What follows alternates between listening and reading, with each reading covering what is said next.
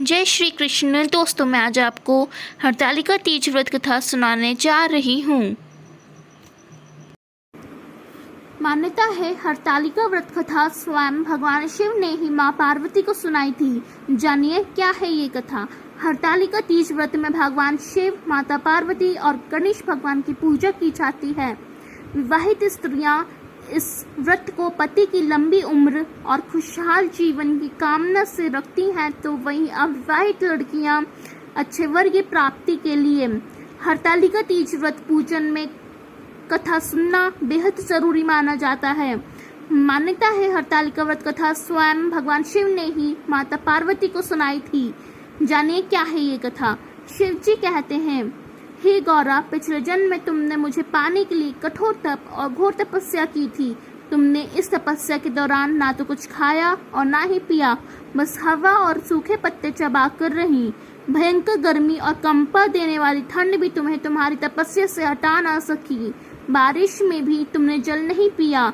तुम्हारी इस हालत को देख तुम्हारे पिता दुखी थे। उनको दुखी देख नारद मुनि आए और कहा कि मैं भगवान विष्णु के भेजने पर यहाँ आया हूँ। वह आपकी कन्या से विवाह करना चाहते हैं।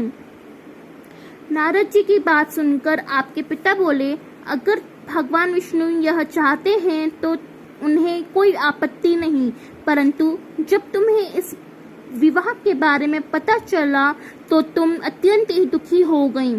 तुम्हारी सहेली ने तुम्हारे दुख का कारण पूछा तो तुमने उसे बताया कि मैंने सच्चे मन से भगवान शिव का कर वरण किया है, किंतु मेरे पिता ने विष्णु जी के साथ मेरा विवाह तय कर दिया है। अब मेरे पास प्राण त्याग देने के अलावा कोई और उपाय नहीं बचा। तुम्हारी सखी ने कहा, प्राण छोड़ने का यहाँ कारण ही क्या है। मैं तुम्हें घनघोर वन में ले चलती हूँ, जो साधना स्थल भी है और जहाँ तुम्हारे पिता तुम्हें खोज भी नहीं पाएंगे। तुमने अपनी सखी की बात मानकर ऐसा ही किया। तुम्हारे पिता तुम्हें घर में न पाकर बड़े चिंतित और दुखी हुए। इधर तुम्हारी खोज होती रही, उधर तुम अपनी सहेली के साथ गुफा में मेरी आराधना में लीन रहने लगी। तुमने एक दिन रेत की शिवलिंग का निर्माण किया। तुम्हारी कठोर तपस्या के प्रभाव से मेरा आसन हिल उठा और मैं शीघ्र ही तुम्हारे पास पहुंचा और तुमसे वर मांगने को कहा। वर मांगते हुए तुमने कहा, मैं आपका सच्चे मन से पति के रूप में वरण कर चुकी हूँ। यदि आप सचमुच मेरी तपस्या से प्रसन्न हैं तो मुझे अपनी अर्धांगिनी के रूप में स्वीकार कर लीजिए। तब तथास्तु कहकर मैं कैलाश पर्वत पर लौट गया। उसी समय गिरिराज अपने बंधु बांधवों के साथ तुम्हें खोजते हुए वहां पहुंचे।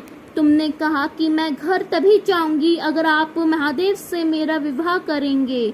तुम्हारे पिता मान गए और उन्होंने हमारा विवाह करवा दिया। मान्यता है जिस दिन भगवान शिव ने माता पार्वती को पत्नी रूप में स्वीकार किया था, उस दिन भाद्रपद शुक्ल पक्ष की तृतीया तिथि थी। शास्त्रों के अनुसार हरतालिका तीज व्रत में भगवान शंकर और माता पार्वती से जुड़ी कथा का विशेष महत्व होता है। कहा जाता है कि बिना व्रत कथा के यह व्रत अधूरा रहता है, इसलिए हरतालिका तीज व्रत रखने वाले को कथा जरूर सुननी या पढ़नी चाहिए।